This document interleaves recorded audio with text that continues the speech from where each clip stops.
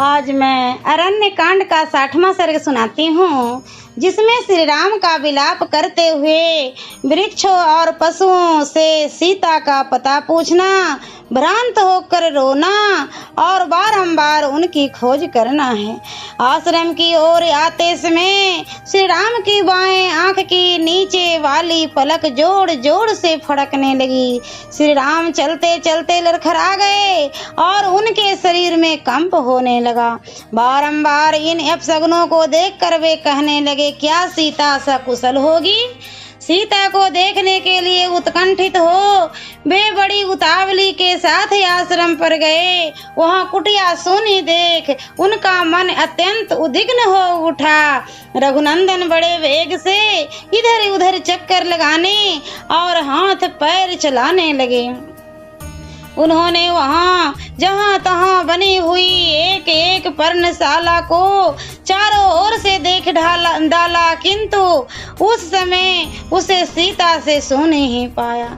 जैसे हेमंत ऋतु में कमलिनी धीम से ध्वस्त हो श्रीहीन हो जाती है, उसी प्रकार प्रत्येक पर्णशाला शोभा शून्य हो गई थी। वह स्थान वृक्षों की सनसनाहट के द्वारा मानो रो रहा था। फूल मुरझा गए थे, मृग और पक्षी मन मारे बैठे थे। वहाँ की शोभा संपूर्ण नष्ट हो गई थी। सारी कुटी उजाड़ दिखाई देती थी। वन के देवता भी उस स्थान को छोड़कर चले गए थे। सभी और मृग चरम और कुश बिखरे हुए थे। चटाइयां अस्त व्यस्त थी। पर्णशाला को सुनी देखकर भगवान श्री राम बारंबार विलाप करने लगे। हाय सीता को किसी ने हर तो नहीं लिया, उसकी मृत्यु तो नहीं हो गई, अथवा वह खो तो नहीं गई, या किसी राक्षस ने तो उसे नहीं खा लिया। वह भीरू कहीं छिप तो नहीं गई है, अथवा फल फूल लाने के लिए वन के भीतर तो नहीं चली गई। संभव है फल फूल लाने के लिए ही गई हो, या जल लाने के लिए किसी पुष्करणी अथवा नदी के तट पर गई हो। श्री रामचंद्र जी ने प्रयत्न पूर्वक अपनी प्रिय पत्नी सीता को वन में चारों ओर ढूंढा, किंतु कहीं भी उनका पता न लगा। शोक के कारण श्रीमान राम की आंखें लाल हो गई। वे उन्मत्त के समान दिखाई देने लगे।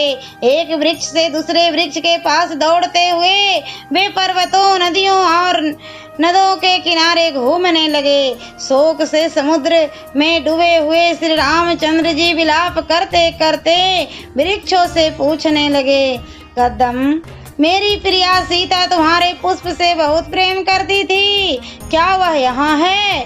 क्या तुमने उसे देखा है? यदि जानते हो तो उस सुभावना सीता का पता बताओ। उसके अंग सुदिग्ध फलों के समान कोमल है, तथा शरीर पर पीले रंग की रेशमी साड़ी शोभा पाती है। बिल्व मेरी प्रिया के स्तन तुम्हारे ही समान है। यदि तुमने उसे देखा हो तो बताओ। अथवा अर्जुन, तुम्हारे फूलों पर मेरी प्रिया का विशेष अनुराग था, अतः तुम्हें उसका कुछ समाचार बताओ। कुशांगी जनक किशोरी जीवित है या नहीं? यह कुकुम्भ अपने ही समान उरु वाली मिथिलेश कुमारी को अवश्य जानता होगा, क्योंकि यह वनस्पति लता पल्लव और फूलों से संपन्न हो बड़ी शोभा पा रहा है।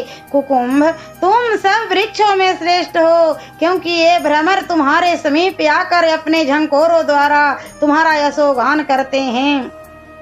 तुम्हें सीता का पता बताओ। अहो, यदि भी कोई उत्तर नहीं दे रहा है, यह तिलक वृक्ष अवश्य सीता के विषय में जानता होगा, क्योंकि मेरी प्रिय सीता को भी तिलक से प्रेम था। अशोक, तुम शोक दूर करने वाले हो। इधर मैं शोक से अपनी चेतना खो बैठा हूँ। मुझे मेरी प्रियतमा का दर्शन कराकर शीघ्र ही अपने जैसे नाम वाला बना दो। मुझे अशोक कर दो, यानी शोकहीन कर दो। ताल वृक्ष, तुम्हारे पके हुए फल के समान स्तन वाली सीता को यदि तुमने देखा हो तो बताओ।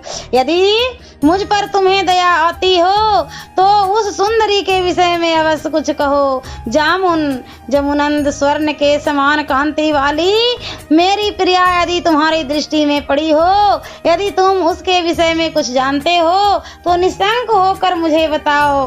अरे कनेर, आज तो फूलों से लगने से तुम्हारी शोभा बड़ी हो रही है। अहो मेरी प्रिया साध्वी सीता को तुम्हारे ये पुष्प बहुत पसंद थे। यदि तुमने उसे कहीं देखा हो तो मुझसे कहो। इसी प्रकार आम, कदम, विशाल साल, कटहल, कुबेर, धव और अनार आदि वृक्षों को भी देखकर महायशस्वी श्री रामचंद्र जी उनके पास गए और बकुल, पुनाग, चंदन तथा केवड़े आदि वृक्षों से भी पूछते फिरे।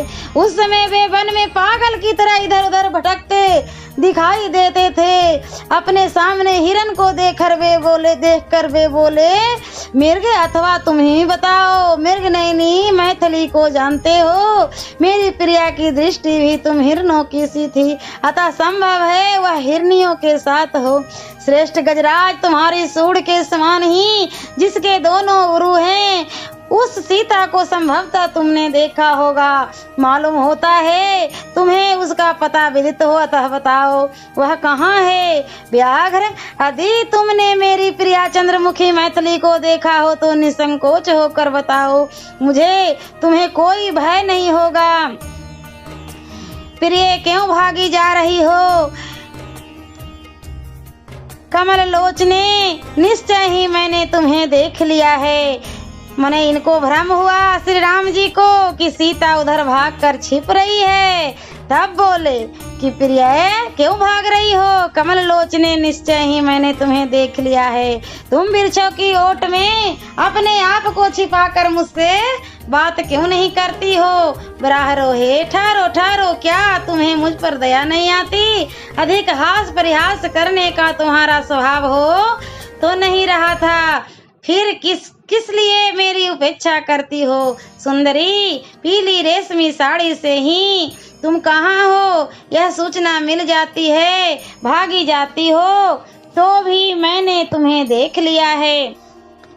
यदि मेरे प्रति स्नेह और सौहार्द हो तो खड़ी हो जाओ। फिर भर्म दूर होने पर बोले, अथवा निश्चय ही वह नहीं है। उस मनोहर मुस्कान वाली सीता को राक्षसों ने मार डाला, अथवा इस तरह संकट में पड़े हुए कि मेरी वह कदापि उपेक्षा नहीं कर सकती थी। स्पष्ट जान पड़ता है कि मांसभक्षी राक्षसों ने मुझसे बिछड़ी हुई मेरी भोली भाली प्रिया मैथिली को उसके सारे अंग बांट कर खा लिया। सुंदर दांत, मनोहर ओष्ठ, सुघड़ नासिका से युक्त तथा रुचिर कुंडलों से अलंकृत वह पूर्ण चंद्रमा के समान अभिराम मुख राक्षसों का ग्रास बनकर निश्चय ही अपनी प्रभा खो बैठा होगा। रोती बिलखती हुई प्रतिमा सीता की वह चंपा के समान वर्ण वाली कोमल एवं सुंदर ग्रीवा जो हार और हंसली आदि आभूषण पहनने के योग्य थी, निशाचरों का आहार बन गई। वे नूतन पल्लवों के समान कोमल भुजाएं जो इधर उधर पटकी जा रही होगी और जिसके अग्रभाग कांप रहे होंगे, हाथ के आभूषण और बाजूबंद सहित ही राक्षसों के पेट में चली गई। मैंने राक्षसों के भक्ष बनने के लिए ही उस बाला को अकेली छोड़ दिया। यद्यपि उसके बंधु बांधव बहुत हैं, तथापि वह यात्रियों के समुदाय से विलग हुई किसी अकेली स्त्री की भांति निशाचरों का ग्रास बन गई। हा महाबाहु लक्ष्मण, क्या तुम कहीं मेरी प्रियतमा को देखते हो? हा प्रिय, हा भद्रे, हा सीते, तुम कहाँ चली गई? इस तरह विलाप बारंबार करते हुए श्री रामचंद्र जी एक वन से दूसरे वन में दौड़ने लगे। वे कहीं सीता की समानता पाकर उद्भ्रांत हो उठते और कहीं शोक की प्रबलता के सामने विभ्रांत हो जाते थे। अपनी प्रियतमा की खोज करते हुए वे कभी कभी पागलों की सी चेष्टा करने लगते थे। उन्होंने बड़ी दौड़ धूप करके कहीं भी विश्राम न करते हुए वनों, नदियों, पर्वतों, पहाड़ी, झरनों और विभिन्न काननों में घूम घूम कर अन्वेषण किया। उस समय मिथिलेश कुमारी को ढूंढने के लिए वे लोग विशाल एवं विस्तृत वन में गए और सब में चक्कर लगाकर थक गए तो भी निराश नहीं हुए। उन्होंने पुनः अपनी प्रियतमा के अनुसंधान के लिए बड़ा भारी भरकम परिश्रम किया। सियावरे रामचंद्र की जय। और मैं अगले वीडियो में 61वां सर्ग सुनाऊंगी।